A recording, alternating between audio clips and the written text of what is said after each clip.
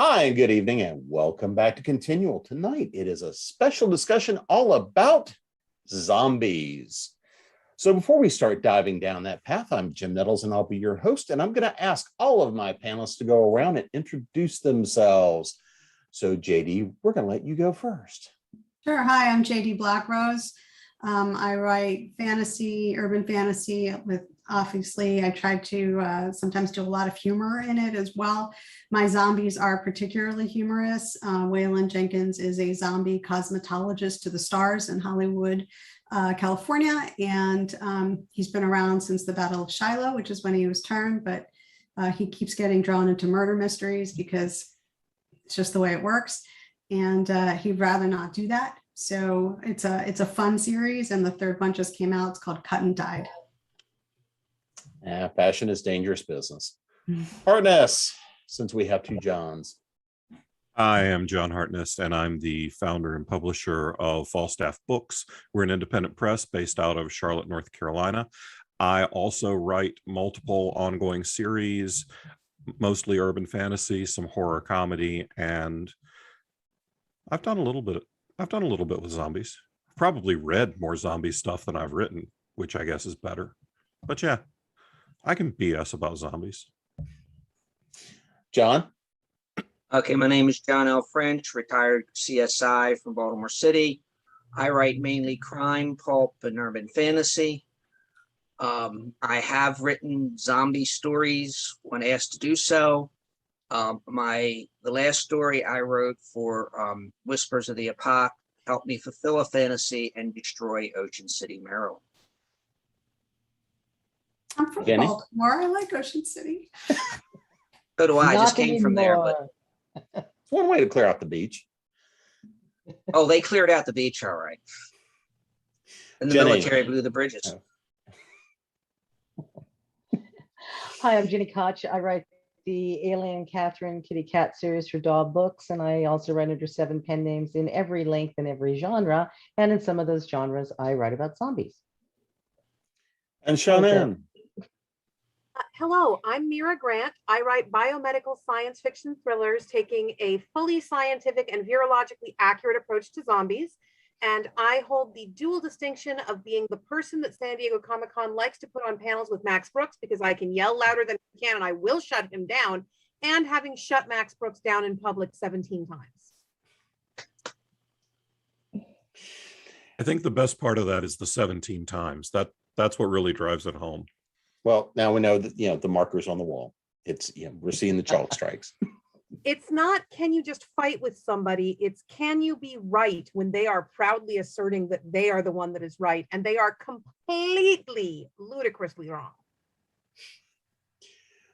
So let's start with everybody's love of zombies. How did you guys get introduced to them? And what's your first real view of zombies? Because we've got fast zombies, we've got slow zombies, we've got, well, not one call them smart zombies, but smarter zombies, and we've got, well, just the walking, shuffling dead.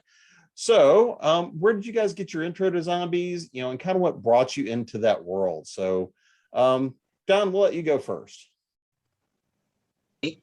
Yes, sir. Okay. All right. I had just started writing. I had a few stories published, one book, and Vince Sneed of Die Monster Die Books asked me if I could write a zombie story. Well, I was just experienced enough to say yes. And then I had to write one. And, so with my police background, I wrote one about a recently revived person in an apocalyptic world who walked into, or a soon-to-be apocalyptic world, who walked into a police station with no memory of how he died except that he was murdered, and asked a detective to solve his own murder. And that got me in, not only did it get me into the zombie anthology, The Dead Walk, but it also got me, it also gave me an excuse to meet George Romero at the Horrifying in which the book was launched, because I got elected to give him a copy since the book was dedicated. So my first zombie story resulted in me shaking hands with George Romero. Nice. After that, it was all downhill. All right. What about John, part two? We're going to have to work on that nomenclature, babe. I had to work it in at least once. I really fell in love with zombies at a young age. One, I'm a product of the South Carolina public education system, so I've seen a lot of zombies up close and personal. But it was VHS zombies in the mid 80s. We had just gotten a VCR, and our town had the one video store. And after I went through all of the Friday the 13th that existed at that point, and all of the Nightmare on Elm Street, and all of the Halloween, I was like, okay, well, what's this thing? And I don't even remember the name of it. It was just some nasty, gross out, brain-eating zombie flick. And I have really been a fan of the monster ever since. I've written very little zombie stuff, because I really want my monsters to be able to banter with my lead characters, and most zombies have a pretty limited vocabulary. JD's the exception. So yeah, I fell in love with zombies at a very young age, and that came out a lot more disturbing than I expected. So to follow up Disturbed, JD. Yeah, I don't really know when I became invested in zombies. I can't really think back. I was never a horror flick kind of person at all. But at some point I was, basically driving down the road thinking of something that I wanted to write. And I had this idea in my head about a zombie investigator who was essentially a detective for the paranormal community. And he only got paid in body parts and fresh body parts. And I had this image in my head of this poor medical examiner at a site where a murder had happened, and all of these cryptids jumping out at them, trying to like grab the body parts off of the dead victim to pay the zombie investigator back. And, like saying things like, you don't understand, he really does get paid in an arm and a leg. And I had this image in my head over and over and over again. And then I thought, that's pretty one note. Like, I couldn't think of anything after that. And somebody else has written about a zombie investigator and taken all the good puns.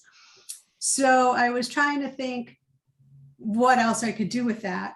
And I happen to have this very girly love of like makeup and cosmetics and skincare and makeup videos.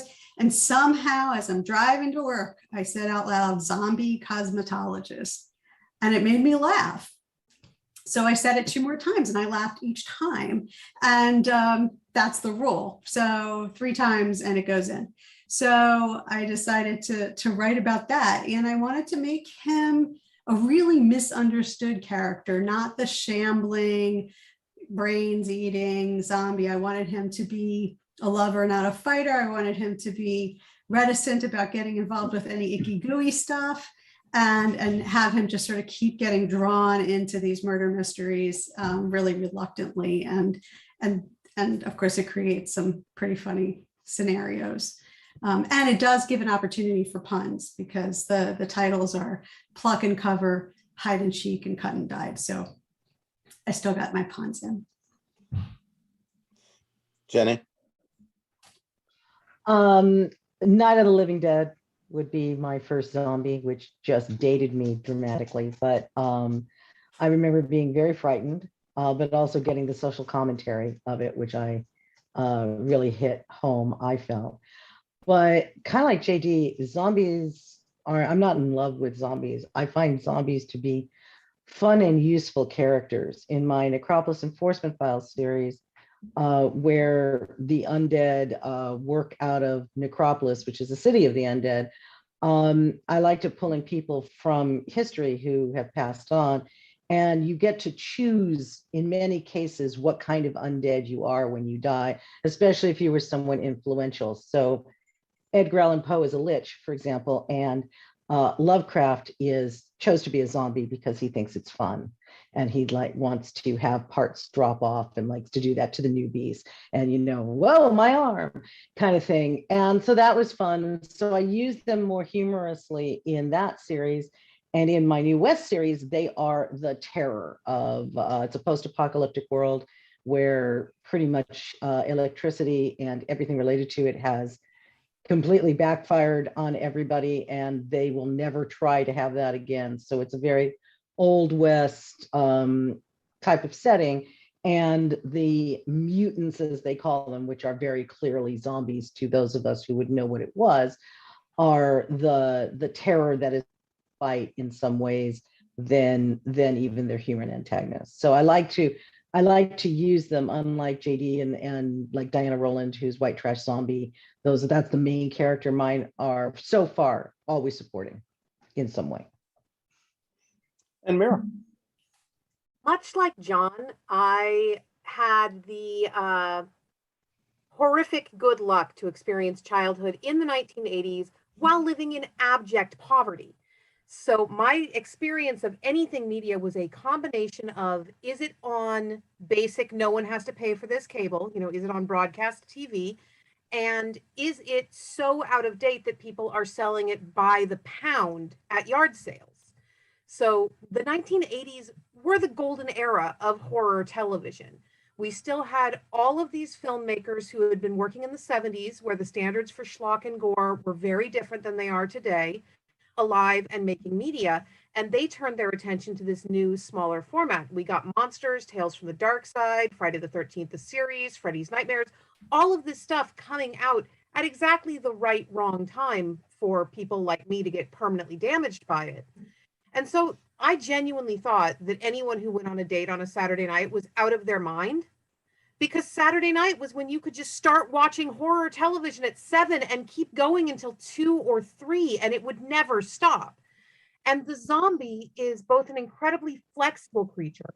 We can't agree as a panel on a definition of what that word means other than cultural appropriation. We can't say this one thing is the creature we're talking about. So they're very flexible. People can use them in a lot of settings, and they're very cheap. Throw some gray pancake makeup on your actor and suddenly they are the Walking Dead. So they are everywhere in horror television of the 1980s. The first one I can actively remember by name was in a semi-Cosby Show themed episode of Monsters called My Boyfriend's Back, about a town where once a year the dead crawl out of their graves, and this girl's boyfriend, who died several months ago, comes to pick her up for a date. And I just thought this was the sweetest thing ever.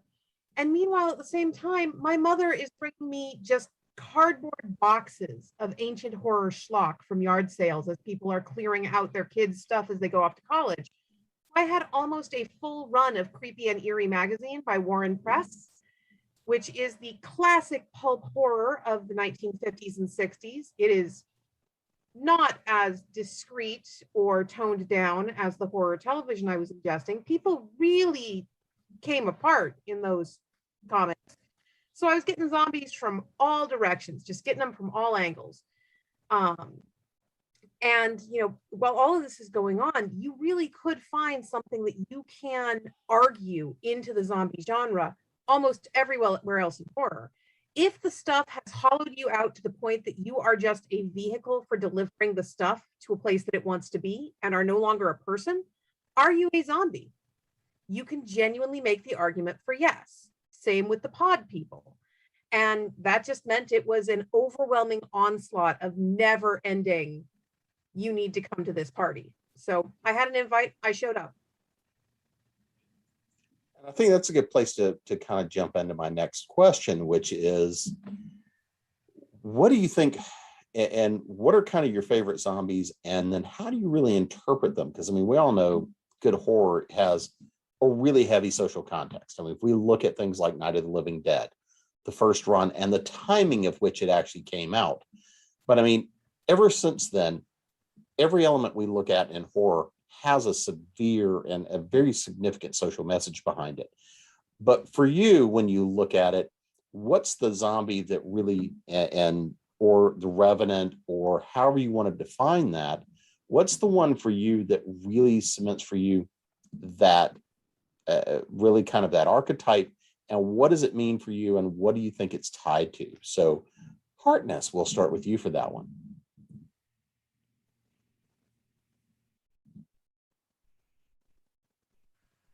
You're muted, and I'm making you think.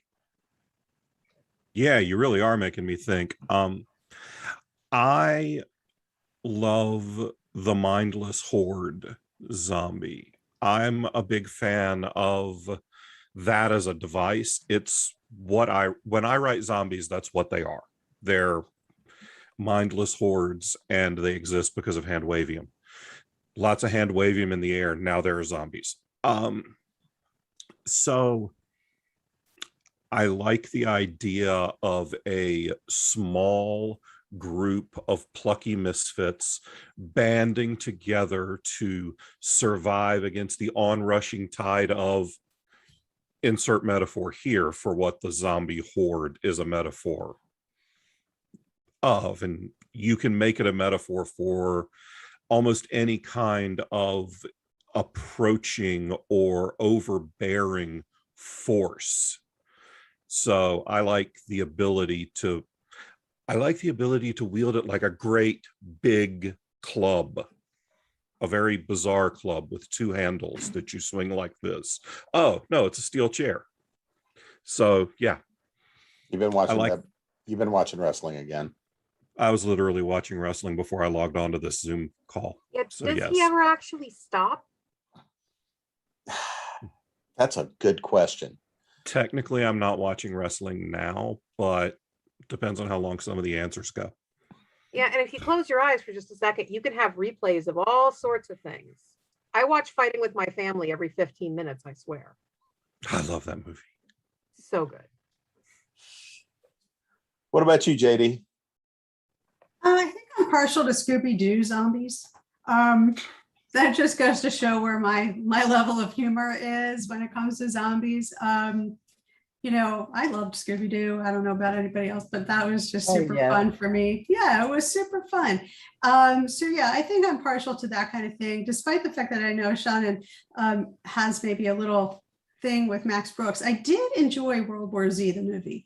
And I think part of that is because my husband is a pharmacologist, biochemist by training. And so I was really interested in sort of the whole viral component of it, and him watching. I know I just saw his virology. Well, his virology is obviously so bad it raises my blood pressure. Well, and I get that. I will have to go get some magic to bring my blood pressure down. But I get that. But what I enjoyed about the movie were the parts where the Brad Pitt character was observing things, right? Observing like who the zombies were attacking and who they weren't. And I found that very interesting. I thought that the part at the end where he was sort of like randomly picking things to just inject himself with, which was bizarre. But I did enjoy that sort of observational component of the science, so that I liked. What about you, Jenny? Zombieland does it for me. I like Zombieland, and I liked Zombieland 2. I do. If I'm going to watch it, I want it to make me laugh in some way. I write horror, and the sad part is I believe horror. I believe it. So I'm very careful about what I take in, because I believe all of it. If I've read it, if I've seen it, part of me is like, yes, that has happened. And I don't like nightmares, and I get them if I believe too much. But Zombieland doesn't scare me. I find it enjoyable. And then with all the stuff what John Hartness was saying, you know, it's forcing a found family in most cases into a situation where their unique screw ups are make them able to survive together, whereas in a regular normal society these people are outcasts. In this society, there is no society, they become a successful found family. And I like that. I like that whether there's zombies involved or not. And then I'm also with JD. I love Scooby-Doo, especially because usually anytime there's a zombie, it was indeed a man in a mask. And I'm good. Yeah, I'm good with the man in the mask too. Look, Belms. So I like to, unless I'm writing them, I like the safer form of zombies because I know Mira's can actually happen, and that isn't what I want. So her science is very, very accurate. So what about you, Mira? That actually allows me to both answer the question and address World War Z. At the same time, I'm efficient. What I like specifically, if we're talking about the zombie and not just the infected, the revenant, the remote controlled, anything like that, is the fact that it's such a good metaphor for infection. It works so well as a way to personify a virus into something that you can actually fight against. I find viruses fascinating, but as we are experiencing right now in this beautiful global panini that they're all living through, people want to treat a virus as if it has goals and needs and wants, and it doesn't. The virus is just a biological unit, so small and so confusing that we don't fully understand it to this day. We're still unpacking the way that it functions, and it's going to do what it's going to do, whether or not you're a good person. It doesn't care because a virus is not capable of caring. And that's the kind of zombie that fulfills me deep down in my soul parts. Now, my issue with World War Z, the book is beautifully written. There is a reason it's considered a classic of the genre. I can roll with World War Z, the book, which is very distinct from World War Z, the movie, right up until the moment that Max Brooks decides he's going to explain his zombies using a virological basis, because his virus does not work. His virus is so bad that my first copy of that book went into a swimming pool because I threw it away from me without thinking about what direction it was going in. And it just went blorp, and I had to go to the used bookstore and get another one because I didn't want to give him money twice for something where the virology was that bad. The virology is non-functional to a degree that causes me physical pain. Weirdly enough, the I Am Legend movie with Will Smith, which really pivoted the infected from being vampires as they are in the novella to being a more zombie-like figure, I think because of changes in modern attitudes toward what we want in our movie monsters, the virology is much better. That movie really hangs together if you view it as the aftermath of a successful act of biological terror. And this is because they base their cure for cancer on the measles. And the measles has never once failed to return to an airborne state in fewer than 10 generations in a laboratory setting. We've been trying for a very long time to get a non-airborne form of measles to play with, and we just can't. Measles wants to fly. So if you watch I Am Legend and take that smug doctor at the beginnings who's saying, I think we've just cured cancer by modifying measles, as I think I've just performed a slate wiper action with the human race, I'm done with them, hey, then it all hangs together beautifully all the way through to the end. And they don't make the mistake of trying to over-explain the actual functionality of the virus, which is generally where a viral zombie, which is my happy place, will lose me completely to screaming incoherent rage. So you'd rather have the handwavium, right? I honestly would rather you never tell me. Shaun of the Dead is beautiful because they don't tell me. Zombieland, I love as long as I tune out roughly the first 5 minutes, because the whole thing about prions is that they don't do that. Prions are the worst thing. Oh my God, prions are just, why? Why do we have to live in a world with prions? Prions are proof that there is no God, or if there is a God, he's a dick. And the only reason that we are still here, despite existing in a universe with prions, is because they don't do that. They don't move that quickly. And there is literally no possible way that ingesting a tainted hamburger could allow prions to cross the blood-brain barrier at the speed that they do in the Zombieland movies. I am a real killjoy at a zombie film. I did not mean to pick a fight.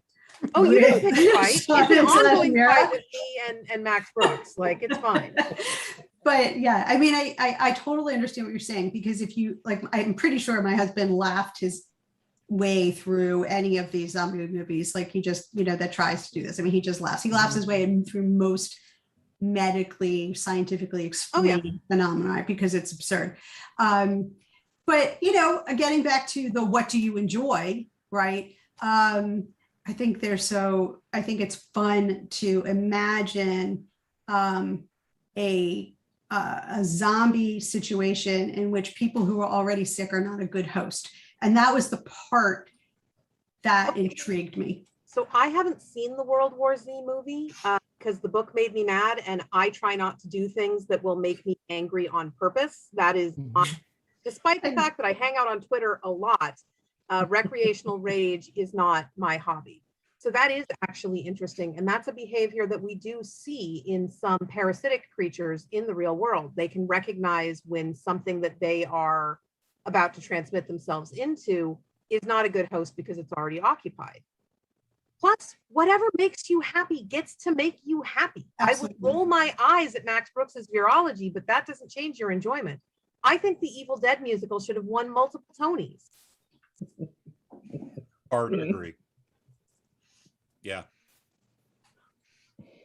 So what about you, John? I'm not one for the mindless zombie horde. Either, I mean, I've written it because that's what the editor wanted, but I prefer the like JD was talking about, the zombie who is trying to adapt. Basically take what is essentially a severe handicap and make the best of it. The post rapture world where the dead has risen and the zombies are simply the new minority. They don't eat brains, they're just trying to get along. The zombie detectives, I don't write about zombie detectives, but I've read several novels which, part of the thing is the zombie has to maintain a strict regimen of hygiene, or they either start smelling or things fall off. And how they adapt to this, it's the whole basically a stranger in a strange land trying to adapt, where everything works against them. A zombie detective is dead, and once you get dead, you start decaying, you start smelling. What do you do to prevent that? I know what's his name, who wrote the Nightside series. Simon Green was over at my bookcase. Simon Green had, I think, not one but two undead detectives there. And the way one of them found out he was dead is so disgusting. I really don't want to think about it. But let's just say he was in that little white room doing something important, and the wrong thing started coming out. So I'm more for the leaving that up to my imagination. Yes. Yeah. But I'm more for the individual zombie, or the zombies who are at least functional in society. But if you're dead, you don't have to think about breathing, but you have to kind of think, I'm going to move my hand now, that sort of thing. And tying a necktie is an accomplishment for a zombie. Doing a bow tie is a dexterity check. Yes. I knew how to tie a bow tie once for 3 weeks. Then the play ended, and I have never needed to know that information again.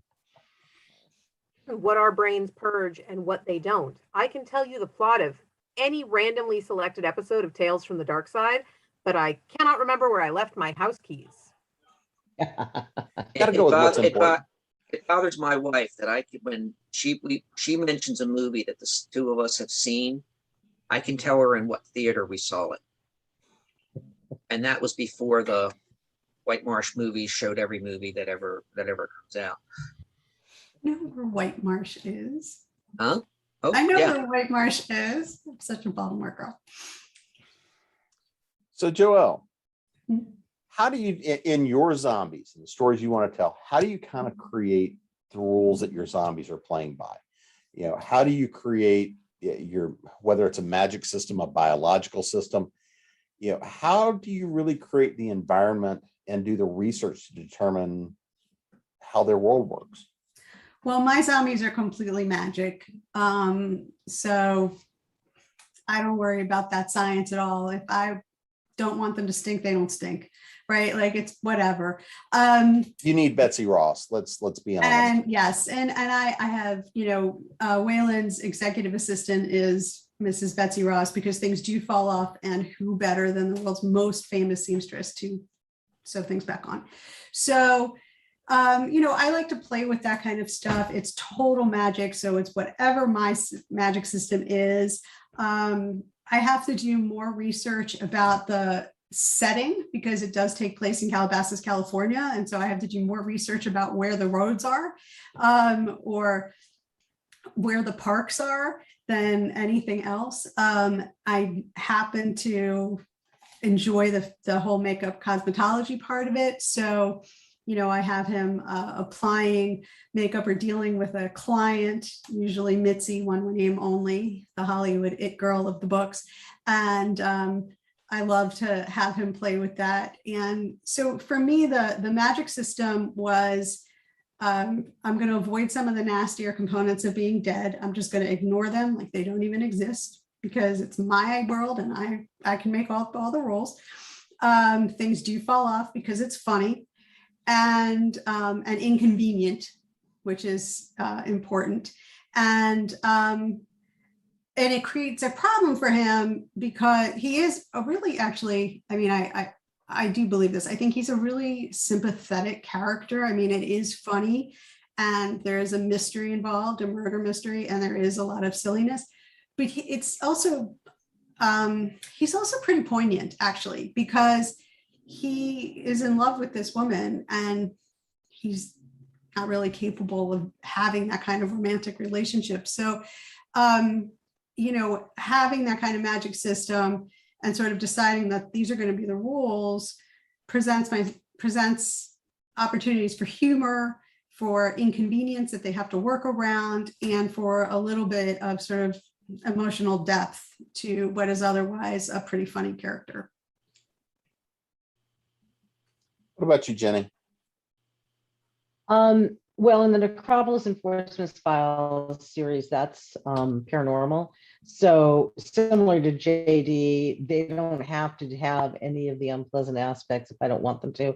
Pretty much my zombie characters, they just start turning a little grayer. And you can tell a younger zombie from an older zombie by how gray their skin is and with parts start falling off, but they can keep going a really long time, as can the liches, so which are like super zombies.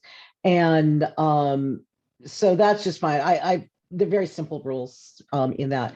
In the New West series, however, that's science fiction. So while I know for a fact I haven't done 1/10 of the research Mira has for her stuff, I still have had to research how fast can a virus go? How can it mutate? How do I avoid, you know, how many different viruses do I want in this world to escape? You know, if they're airborne, it's so much more dangerous for my characters than if, hey, I'm going to make this one, it's a bite plague, and I'll worry about if I've got airborne somewhere else, because it only matters if you bite. And some are an ingestion plague, where if you eat the spoiled thing that's been spoiled for, you know, hundreds of years now, it's going to work fast. And I'm sure it doesn't fall under good enough science, but I do a lot of handwavium. It's not, I'm not going to take you in. I don't care as a reader. I don't care about the minutia of how something got there ever. So I don't really want to write it. Like I don't want to have to explain how we built the spaceship, because I don't care. I don't care how we built the spaceship in real life, let alone in what I'm writing. So it's the same kind of thing there. I've do enough research so that most people won't, oh, I'm frozen, I think, so that most people won't claw their eyes out, and otherwise that's it. I have no idea how long I was frozen, by the way. You're good. Things froze like a zombie. So yeah. So anyway, so much handwavium with enough research in there to make it sound good enough for the handwavium portion. So Mira, you do a lot of research. There is nothing wrong with handwavium. It doesn't matter how much research you do. No one has yet figured out a virus that makes dead people get up and walk around. Yeah. The problem is when you're not bothering with the handwavium, that's where I get mad at you. If you just go, oh, it's a virus, it's not magical, it's not mystical, it's not something we don't understand. It is definitely a virus. We can see it in a microscope. But if you get nipped on the tip of your little finger, it's too late for you before we can cut the finger off. That's not only not how viruses work, it's not how blood works. There isn't time for the virus to have gotten out of your hand. And that handwavium loses me because your handwavium is treating me like I'm stupid. Now, if you tell me it's magic, then it can do that instantly all you want. I'm fine with that. You know, before the panel started, John Hartness and I were talking about Magic the Gathering. We have zombies in that setting. And depending on how you want to get them, whether you're on Innistrad or Zendikar or one of the other planes, sometimes becoming a zombie is just you died in battle when zombies were within a mile of you. And sometimes you have to have been killed by a zombie. And really, it varies plane by plane. It varies setting by setting. Now, as Adrian said, I do a lot of research because even though I have yet to successfully raise the dead, and believe me, I'm trying, I need to be at least comfortable enough in the minutia of my own world, in the how does it work, that I don't need to explain it to you constantly. If I don't understand it, I can't coherently write about it. So for the first zombie series I did, which is the Newsflesh series through Orbit that starts with Feed, I sat down and started playing with dead stuff and with diseases. I went hunting for airborne diseases that had a low resistance rate in most populations.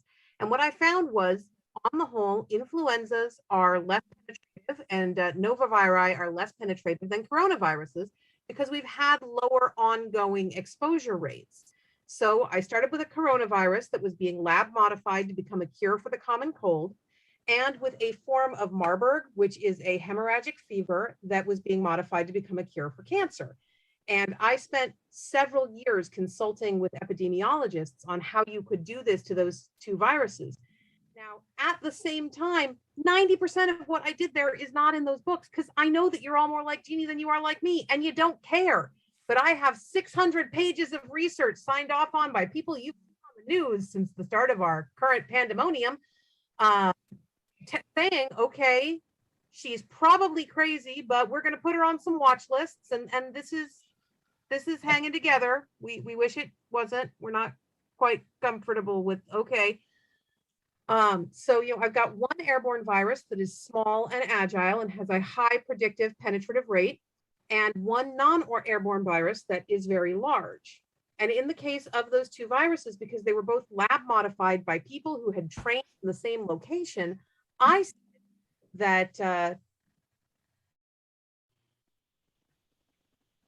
Dr. Kellis, who was working on the coronavirus, and the doctor whose name I have briefly forgotten, who is working on the Marburg, which wound up being named after their patient zero, Amanda Amberley, had trained the same school. So when they built their diseases, they built it with compatible spike proteins. And that was fine. It's been great this last year. Suddenly everyone knows what I'm talking about. But everyone also thinks they know more about epidemiology than me because they read something on Facebook, whereas I studied it for several years and consulted with the CDC, World Health Organization, and USAMRIID. So this has been a fun time for my coherence. But they compatible spike proteins, and when the Kellis cure got released into the air, it found someone that had been infected with Marburg Amberley, and the two of them got together and had a baby. And now we essentially have an airborne hemorrhagic fever, which is a terrible thing, and we don't want one. No, thank you. They've only had one confirmed, semi-confirmed airborne hemorrhagic, that was Ebola restin. And so far it has shown no efficacy at spreading person to person. It doesn't infect humans through air. It only gets into small mammals that way, monkeys and such. So that's another party. And in that series, the Kellis cure was not ready for distribution. It was let out because of false news and misinformation being intentionally spread for ratings. So yeah, having a great time. Really enjoying my life right now. Went on to do parasitic zombies. Had much more fun there, but the research phase involved reading a lot of books, talking to a lot of epidemiologists and doctors, and periodically going, hi, if I did this, and this, could I raise the dead? No. Okay. Hi, if I did this, and this, could I raise the dead? No. Okay. Hi, if I did this, and this, could I raise the dead? Don't do that. Okay. And that's when I knew I had a coherent virus. But, as we talk about zombies in the context of virology and the importance or lack thereof of using accurate virology in our books, I want to talk about one of the things that I feel all of us as people working in or adjacent to zombie space, unless we have purely magical zombies, it's non-infectious, have at some point or another done that is extraordinarily irresponsible and probably fed into our current situation, which is that we glorify the concept of breaking quarantine. We present this situation where our main character has been infected with this horrible thing that could destroy the world, but they're the main character. So it's actually virtuous and right when they break out of quarantine and go off to find their girlfriend or save their dog or whatever. Every single living human thinks of themselves as the main character. That is what it is to be a sapient thinking creature. And we have a certain responsibility if we continue to work in this space, if it is something infectious at all, regardless of whether your virology is precise and accurate or handwavium, to acknowledge the fact that we cannot keep reinforcing the idea that breaking quarantine is a positive or heroic thing to do. If you do that enough, you do kind of hit the Jaws effect. You start getting the thing where people read this behavior in fiction again and again and again, and it starts to seem more appealing.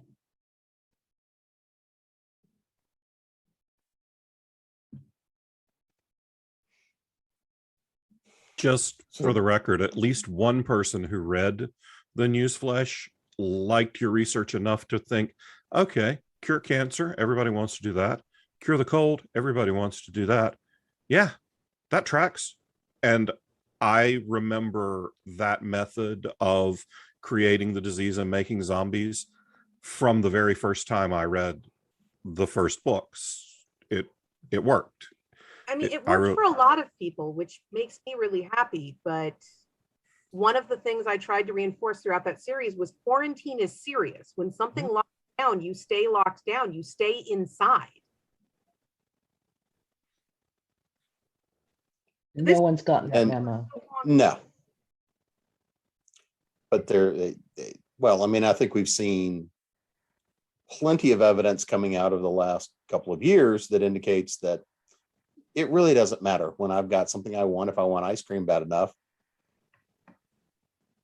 and then they're shocked when they get sick and die. So, or like bring it home and kill their family. Yeah. So, John, what about you? What about your research, your storytelling, diving into that? Well, first of all, I write I write different kinds of about different kinds of magic and all that, and I firmly believe that if you're going to write about a magical system, you need rules. Otherwise, anybody can accomplish anything. Doesn't have to be the same rules in, if you write in two different series, you can have two different set of rules. But even as far back as Bewitched, magic had rules. In Bewitched, one of them was, if you cast a spell, only you can undo it. One witch cannot undo a spell from another witch. But I try to at least put a little bit of rules in my writing. When I did a story for Whispers of the Epoch, the editor basically said the rules are, they're the Walking Dead rules. If a zombie kills you, you're a zombie. If you die for any reason, you're a zombie. So I worked with that. But for instance, I did two zombie stories for a small press anthology called Zombies in Time and Space, in which the premise was time in the future, time travel is possible, but you can't send living tissue through time.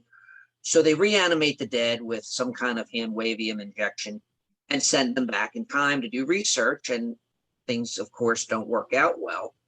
One of my zombies winds up in Arthurian times and essentially starts he bites somebody, they bite somebody, and next thing you know, you've got a plague of zombie washing across medieval Europe.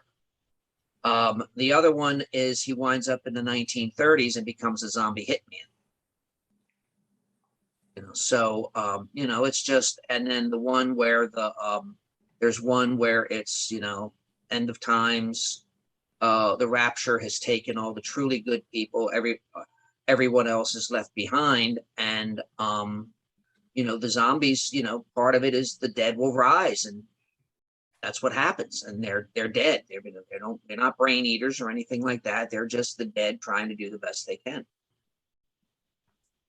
So I don't really have a hard and fast rule about how did they become zombies or something like that. I just like, all right, they're zombies, they're revenants, whatever. What's how are they going to get by? For instance, in one of them, if a zombie wants to get drunk, it has to be almost pure alcohol because nothing else will work. That's a bar tab. Yes. So, John. Yes. What about you? Oh, the other John. John the Greater. There we go. I'll accept that. Also because I've met John French and I'm much larger. So my zombies to date have largely been a plot device. They're mouths with teeth. I don't get into why they exist. I don't get into how they... Okay, that's not quite true. In the very first Bubba story, they were all magical, all animated by a skinny meth head mage in the backwoods of Tennessee who was sending zombies to break into houses and steal stuff for him so he could hawk it to buy a ring for his girlfriend. Had a good reason then. Well, I mean, he All for love. could have just raised one zombie, sent him to break into the jewelry store, but no. But all of the other times I've not had to do any research other than watching and absorbing the popular culture that I absorb, because nobody cares why the teeth with legs are coming after you in a 8,000 word short story. You got to establish a character. You bring in the feet with teeth, and then hilarity ensues. So I don't really do a whole lot of research. I make it all up, and then I tell you it's magic, or I don't tell you anything. In the most recent short I sold that was a zombie short, I just never told you why there were zombies. There were just zombies. Now, the one big thing when we look at zombie lore, zombie stories, whether it's the books, whether it's film, whether it's Walking Dead, whatever else, it's not necessarily about the walking mouths full of teeth and the zombie hordes that are coming. It's the other people that tell the story. Mm-hmm. It's the found family. It's the supporting characters. It's the person that needs to escape. It's the ostensible hero. So for you guys and your stories, your favorite films, favorite books, whatever else the case may be, where is it that you go with the idea of the found family? Is it something that becomes very tight knit? Is it a bunch of people that have internal conflict that are also surrounded by the sea of zombies and the hordes? How does that really work for you guys and work best for you? Because a lot of the time, the zombies are not out communicating other than, brains need more brains.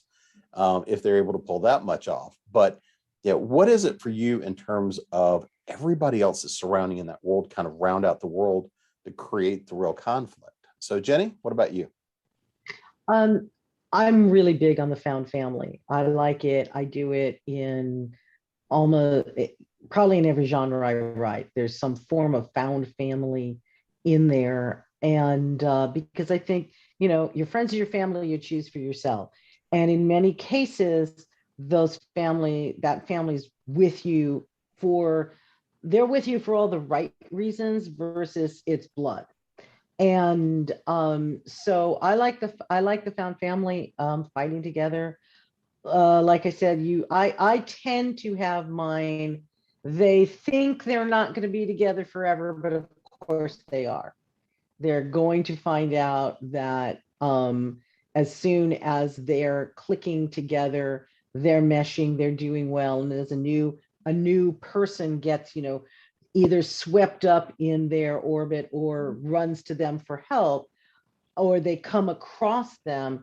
I mean, I think the Walking Dead TV show done this very well.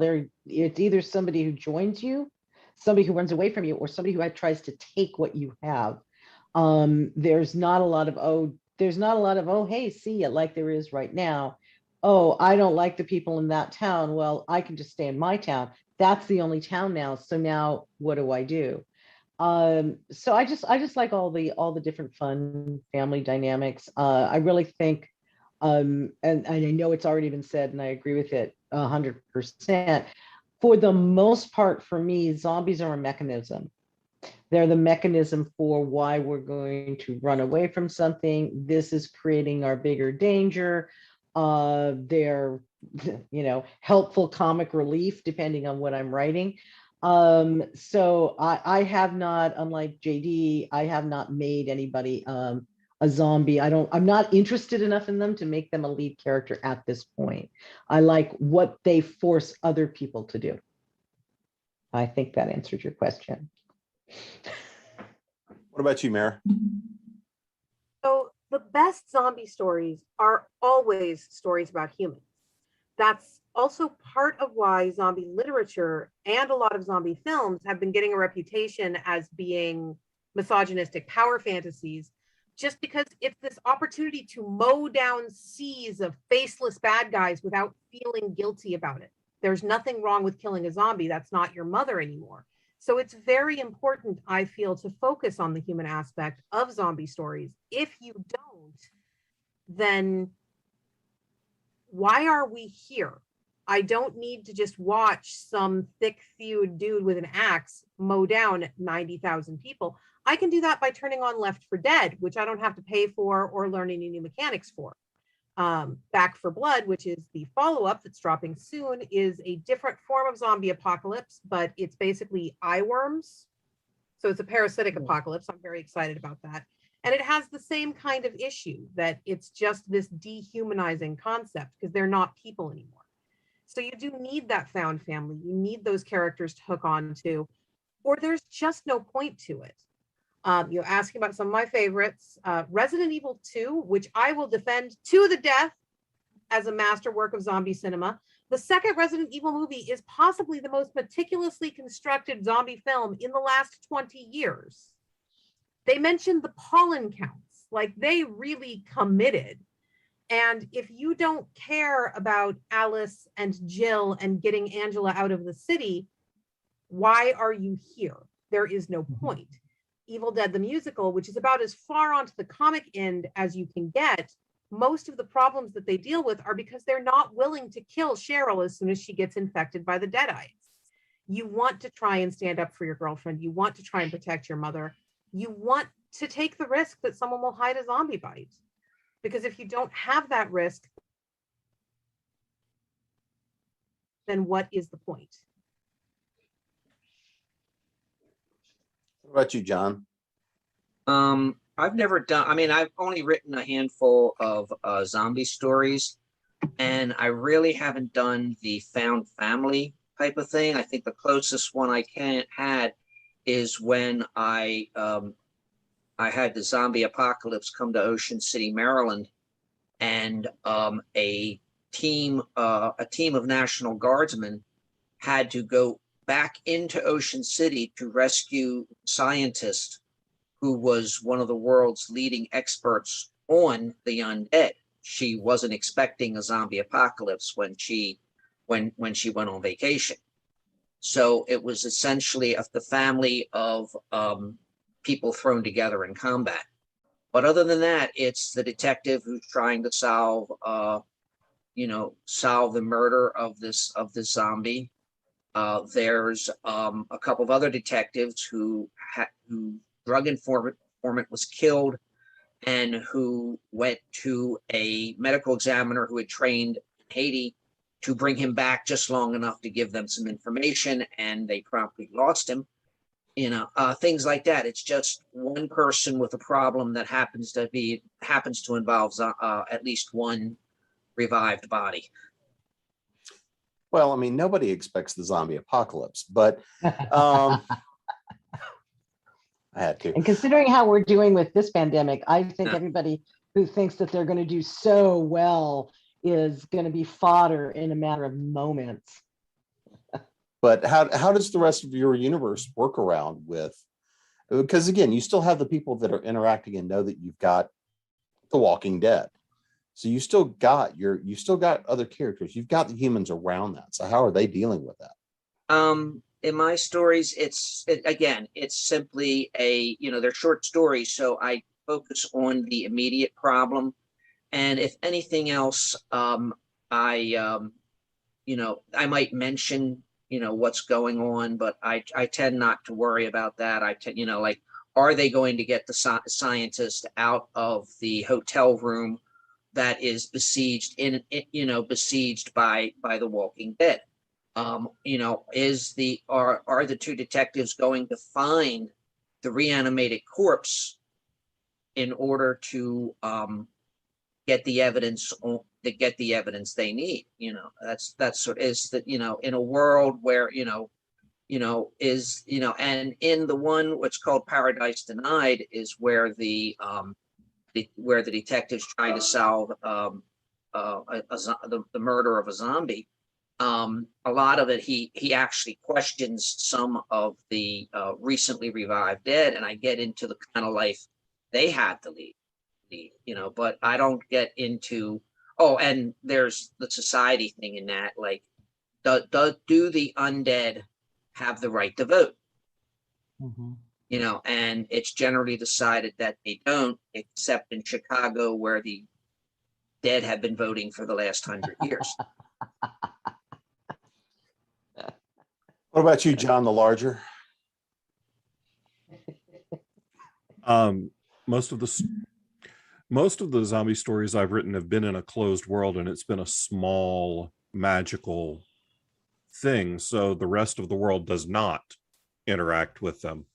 And then in the case of the post-zombie apocalypse short that I did, they built walls and shot lots of slow walking people and did all of the standard things to deal with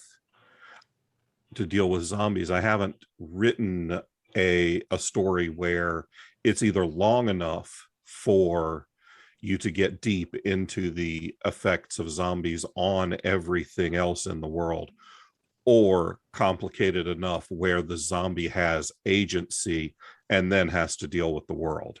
That's not something I've explored in my work.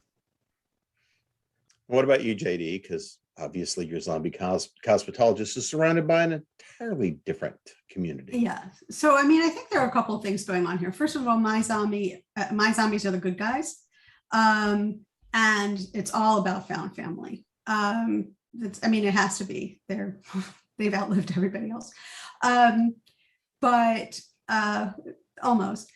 So, Waylon was turned at the Battle of Shiloh by Doc Samuel Early, and he has forced Sam to eat a little bit of his flesh every month for years and years and years to keep him alive, so that he can continue the research to learn how to kill him, because he doesn't want to live forever. This isn't what he wants to do. And this was a trauma, actually, being forced into, not allowed to die and being forced into becoming a zombie. He actually has, I call it CPTSD, because this was a massive trauma. He sort of remembers being held down. He remembers being shoved back into his body where he sort of didn't fit anymore. And it's sort of a serious thing. So there are other zombies, and there's a ghost, and there's a cast of characters, and they're all found family, including Miss Mango, the winner of a beauty contest. So there's all sorts of things that have to do with found family, and that's how my cast of characters is put together. On the other hand, most zombie stories, if you dig down into it, have to deal with the quick or slow destruction of societal norms. So that's what we see a lot, right? How fast does societal norms deteriorate?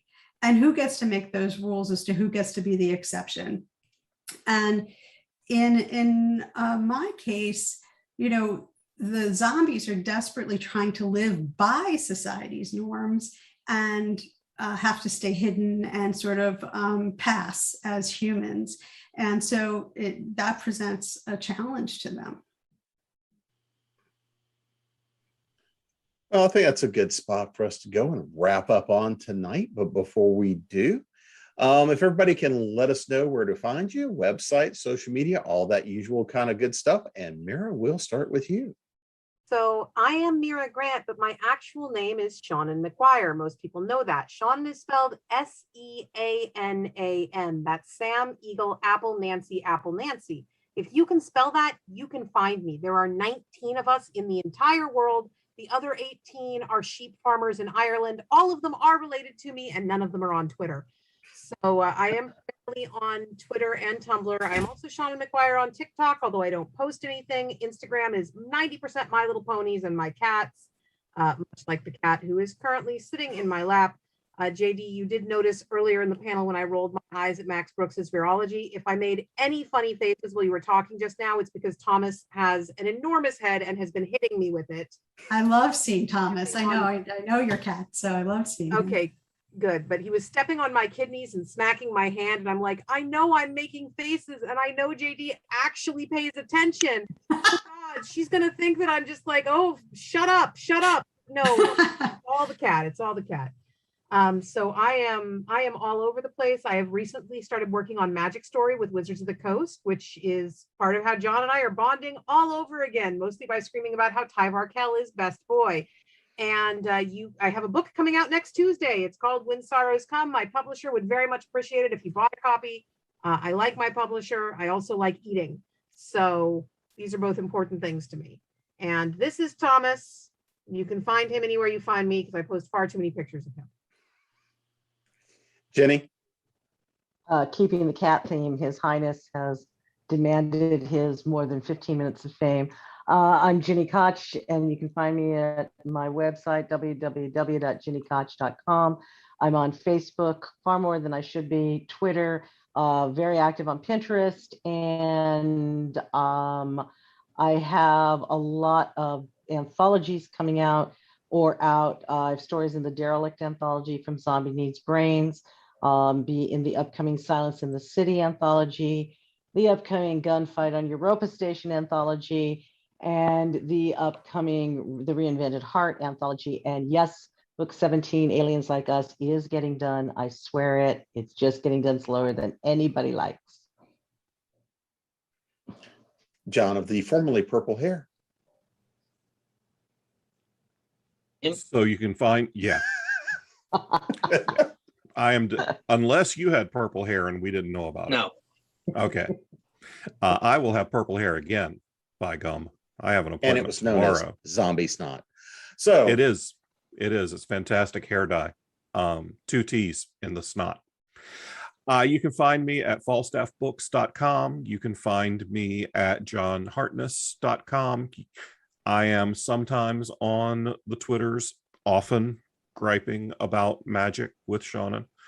And you can find this handsome devil at Lucha Librio on TikTok, the redneck luchador book reviewer.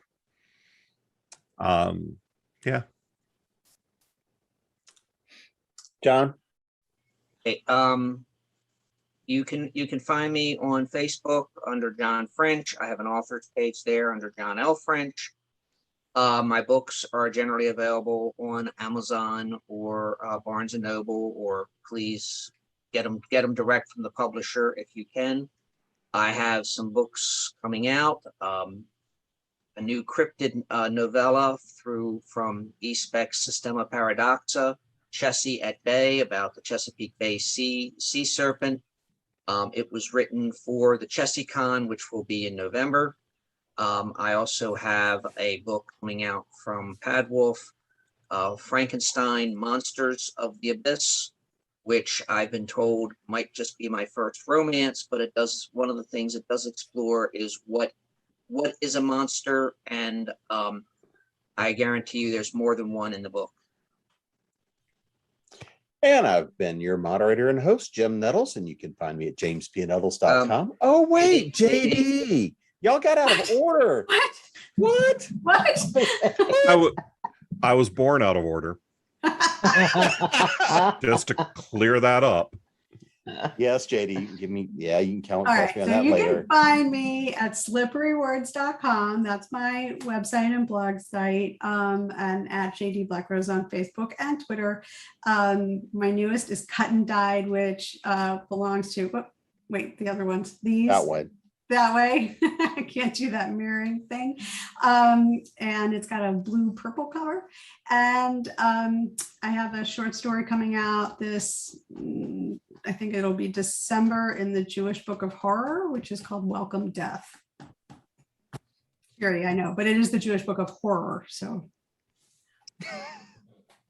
Should have been, well, at least it wasn't the dreidel of horror.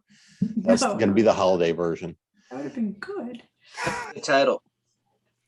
And I've been Jim Nettles. You can find me at jamespnettles.com, authoressentials.net, and of course here at ConTinual, causing trouble and forgetting JD. So everybody have a lovely evening, and we will see you soon. Bye, kids. Bye. Bye. Good night. Brains.